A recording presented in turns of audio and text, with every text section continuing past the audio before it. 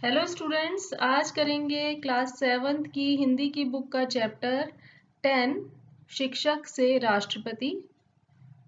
तो आज इसकी रीडिंग करेंगे। पहले इस पाठ की लेखिका हैं कमला रत्नम जी हैं। तो आइए शुरू करते हैं रीड करना इसको। सादगी और विनम्रता की प्रतिमूर्ति, उच्च स्तर की कला प्रियता, अनन्य देशभक्ति, अहर्निश सेवा भाव, सच्चाई, ईमानदारी, विद्या प्रेमी, कौन सा ऐसा गुण है जो डॉक्टर जाकिर हुसैन साहब में नहीं था। आइए उनके जीवन की कुछ घटनाओं से उनके व्यक्तित्व को जानने का प्रयास करें। तो जो हमारे राष्ट्रपति थे डॉक्टर जाकिर हुसैन, उनके बारे में है ये चैप्टर। उनके जीवन की घटनाओं और उनके व्यक्तित्व के बारे में जानने का अवसर मिलेगा इस पाठ को पढ़ने से। तो आइए रीडिंग शुरू करते हैं। 3 मई 1969 को मैं सवेरे 7:30 बजे अपने पढ़ने के कमरे में बैठी थी कि फोन की घंटी बजी। सचिव सुधाकर ने राजदूत श्री पेराला रत्नम को बताया कि प्रातःकाल के पहले बुलेटिन में समाचार आया है कि राष्ट्रपति जाकिर हुसैन की अचानक दिल के दौरे से मृत्यु हो गई है। पहले 2 राष्ट्रपतियों को मैं जानती थी, परंतु जाकिर हुसैन से व्यक्तिगत रूप से परिचित थी। उनको मैं तब से जानती थी जब वे बिहार के राज्यपाल पद से निवृत्त होकर भारत के उपराष्ट्रपति पद पर नियुक्त हुए थे। समय समय पर हमें उनसे किसी न किसी संबंध में मिलने जाने का सौभाग्य प्राप्त होता रहता था। जाकिर साहब की जन्मभूमि इटावा थी, उत्तर प्रदेश की भूमि, गंगा यमुना नदी की भूमि। शायद उनसे मिलते समय मेरे मन में जो प्यार उमड़ता था, वह एक ही प्रदेश की मिट्टी बोलती थी। उनकी कुछ बातें ऐसी हैं जो कि भुलाई नहीं जा सकती। प्रथम राष्ट्रपति श्री राजेंद्र बाबू के पास बैठते ही ज्ञात होने लगता था कि हम कितना भी उनके निकट बैठें, उनका आसन हमसे 1 अंगुल ऊंचा ही रहेगा। बापू की अहिंसा को उन्होंने पूर्ण रूप में अपने आप में उतारा था। दूसरे राष्ट्रपति राधा कृष्णन एक ऐसा हीरा थे जो दूसरे को चकाचौंध कर देते थे। तीसरे राष्ट्रपति जाकिर हुसैन के पास बैठने पर ऐसी आत्मीयता का अनुभव होता था जैसे हम रक्त मांस से बने किसी अपने ही सगे के निकट बैठे हैं। इस आत्मीयता और विश्वास का एक कारण उनकी भाषा भी थी। हमें उनकी और अपनी भाषा में कोई फर्क नहीं लगता था। उनके साथ हम वही बोली बोलते थे जो घर में अपने स्वजनों के बीच सुनते थे। जाकिर साहब को मूल्यवान पत्थरों के अध्ययन का शौक था। उन्होंने इसका बहुत बड़ा संग्रह भी किया था। उनके यहाँ दीवारों से समानांतर लगी मेजों पर तरह तरह के पत्थर सजे रहते थे। जाकिर साहब का दूसरा शौक बागवानी था, जो गुलाबों की पहचान में अपनी चरम सीमा तक पहुंच गया था।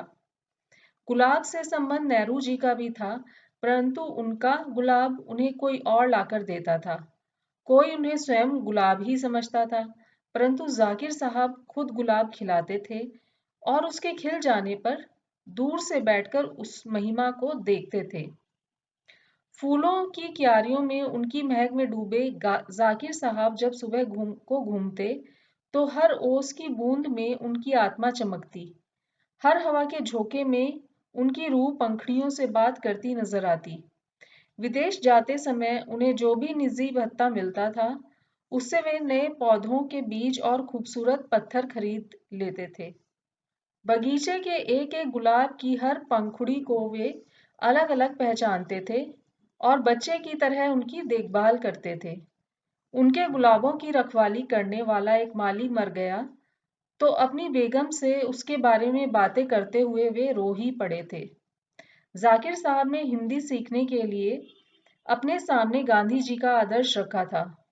अपने एक भाषण में उन्होंने कहा था, उन कामों में जो उस महात्मा ने अपनी दूरदृष्टि से हमारे देश के लिए किए, एक हिंदी प्रसार का काम भी था। हिंदी गांधी जी की मातृभाषा नहीं थी, फिर भी उन्होंने उसे इसलिए फैलाना चाहा कि उनके विचार में दो बातें साफ थी, जिनमें से एक यह है कि देश में जो एकता अंग्रेजी भाषा के द्वारा दिखाई देती है वह उस वक्त तक ही चल सकती है जब तक कि थोड़े से लोग पढ़ना लिखना सीखते हैं और उसके जरिए अपने को औरों से ऊंचा करके उनसे अलग थलग एक विदेशी का जीवन बिताते हैं। जब देश आजाद होगा और हर बच्चा लिखना पढ़ना सीखेगा तो वह लिखना पढ़ना विदेशी भाषा में नहीं हो सकता, देश की भिन्न भिन्न भाषाओं में होगा और होना भी चाहिए। गांधी जी ने अलग अलग भाषाएं बोलने वालों को मिलाने के लिए हिंदी जबान को चुना और फिर इरादा किया कि इसे फैलाएंगे। वे हिंदी अच्छी नहीं बोलते थे, परंतु हिंदी ही बोली और इसके माध्यम से लोगों के दिलों के अंदर बस गए। जाकिर साहब के बारे में कुछ बातें अविस्मरणीय हैं।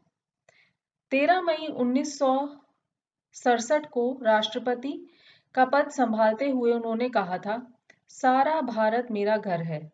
मैं सच्ची लगन से इस घर को मजबूत और सुंदर बनाने की कोशिश करूंगा ताकि यह मेरे महान देशवासियों का उपयुक्त घर हो, जिसमें इंसाफ और खुशहाली का अपना स्थान हो। उनकी विनम्रता ऐसी थी कि उन्होंने कहा था, मैं स्वीकार करता हूं कि हमारी जनता ने इस उच्चतम पद के लिए निर्वाचित करके मुझ पर जो विश्वास प्रकट किया है उससे मैं बहुत प्रभावित हुआ हूं।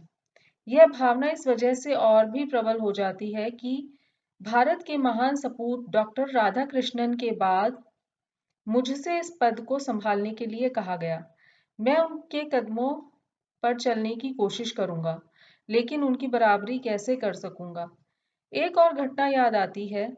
उपराष्ट्रपति निवास के अहाते में एक दिन सवेरे घूमते हुए उन्होंने देखा कि माली के घर में कीर्तन हो रहा है। फिर क्या था, टहलते हुए उधर चले गए और सबके साथ एक कोने में दरी पर बैठ गए। जब कुर्सी लाने के लिए कहा गया तो बोले, भगवान के घर में सब बराबर होते हैं, और दरी पर ही बैठे रहे। पटियाला में पंजाबी विश्वविद्यालय में गुरु गोविंद सिंह के संस्थान की नींव रखने को उनसे कहा गया तो बोले, आपने मुझसे इस पवित्र संस्थान की नींव रखने को कहा है। इससे मुझे याद आता है कि अमृतसर में दरबार साहब की नींव डालने के लिए भी एक मुसलमान को ही बुलाया गया था और यह कहते कहते उनका गला भर आया, आंखों से आंसू बहने लगे। बड़े बड़े योद्धा सिख सरदार श्रोताओं की भी उस समय आंखें भर आई। देश के आने वाले बच्चे बापू को भूल न जाएं, इस संबंध में उन्होंने एक बार कहा था, आप आज्ञा दें तो इस अवसर से लाभ उठाकर गांधी जी के संबंध में कुछ आपसे कहूं। आपको उनको जानने और समझने से उनके काम को समझना और उसमें जी जान से लगना जरा सरल हो सकता है। यह इसलिए और भी करना चाहता हूं कि अब दिन पर दिन उन लोगों की संख्या घट रही है जिन्होंने गांधी जी को देखा था, उनके साथ काम किया था, उनके बताए हुए रास्ते पर चले थे। जब वे दुनिया से गए तो ये लोग बच्चे थे, बहुत से पैदा भी नहीं हुए थे। उनकी गिनती अब दिन पर दिन बढ़ती ही जाएगी। नया काल होगा, नए हाल होंगे, नए जंजाल होंगे। ऐसा ना हो कि यह नई नस्ल गांधी जी और उनके कार्यों की तह में जो विचार थे उनको भुला बैठे। ऐसा हुआ तो हमारी सबसे मूल्यवान पूंजी बर्बाद हो जाएगी। हिंदी सीखने के बारे में एक बार जब उनसे प्रश्न किया गया तो उन्होंने कहा, मेरे परिवार के एक बच्चे ने जब गांधी जी से ऑटोग्राफ मांगा तो उन्होंने अपने हस्ताक्षर उर्दू में किए। उसी दिन से मैंने अपने मन में निश्चय कर लिया कि हिंदी भाषियों को अपने हस्ताक्षर हिंदी में ही दिया करूंगा। एक बार रामलीला में जनता ने उनसे रामचंद्र जी का तिलक करने के लिए कहा। जाकिर साहब खुशी से आए और तिलक किया। इस पर कुछ उर्दू अखबारों ने एतराज किया। जाकिर साहब ने जवाब दिया, इन नादानों को मालूम नहीं है कि मैं भारत का राष्ट्रपति हूँ, किसी खास धर्म का नहीं। जाकिर साहब राष्ट्रपति भवन में सादगी और विनम्रता के साथ कला प्रियता को भी ले आए थे। उन्होंने मुगल उद्यान को न केवल सुरक्षित रखा, अपितु अपने व्यक्तित्व के वैभव से उसकी वृद्धि भी की। उनके समय में राष्ट्रपति भवन के बगीचों में 400 किस्म के नए गुलाब लगाए गए। अनेक रंग बिरंगे पशु पक्षी, हिरन, मोर, सारस, कबूतर, राजहंस आदि भारत के कोने कोने से मंगवाकर रखे गए। जानवरों से उनका प्रेम इतना घनिष्ठ था कि राष्ट्रपति भवन में उनके साथ उनका प्रिय तोता और मैना और गाय भी आए थे। हमारे देश में बहुत बोलने और भाषण देने की जो बीमारी है, इसे वे सख्त नापसंद करते थे। कहते थे, ईश्वर ने बोलने के लिए मुंह एक दिया है और सुनने के लिए कान दो, इसलिए हमें सुनना ज्यादा चाहिए, बोलना कम। उन्होंने कभी अनावश्यक भाषण नहीं दिया। जब जब उनसे सार्वजनिक रूप से बोलने को कहा गया, वे उठे और बड़ी नरमी से संक्षिप्त और सादे रूप में अपनी बात कह दी, जैसे अपने मित्रों और बच्चों से बातें कर रहे हों। शिक्षा मंत्रियों के एक सम्मेलन में उन्होंने कहा था, ऐसा लगता है आजादी के बाद से हम लोगों ने या तो उद्घाटन किए हैं या फिर भाषण दिए हैं। मैंने तय किया है कि अगर मुझसे बन पड़ा तो भविष्य में कोई उद्घाटन नहीं करूंगा।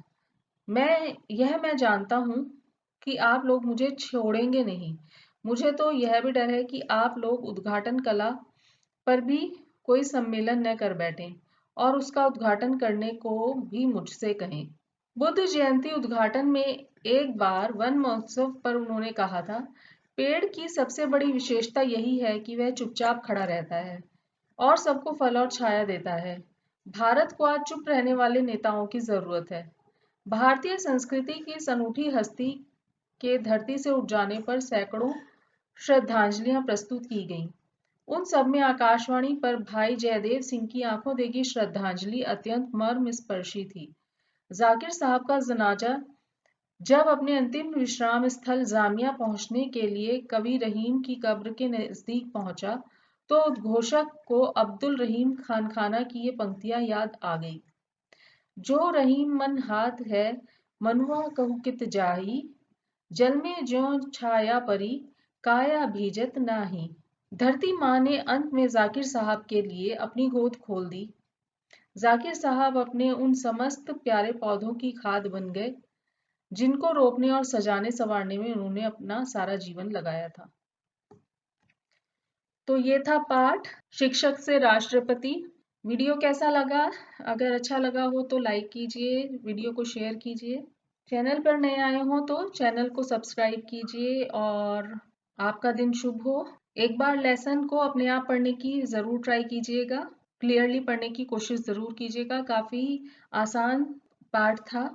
राष्ट्रपति जी के बारे में छोटी छोटी बातें बताई हुई थी, उनकी सोच के बारे में यहाँ पर चर्चा की गई है। काफी अच्छा पाठ था राष्ट्रपति जी के बारे में। अगले वीडियो में इसके क्वेश्चन आंसर्स और इस वर्ड मीनिंग वगैरह देखेंगे। तब तक इस पाठ को आप रिवाइज कीजिए अच्छे से। Thank you for watching.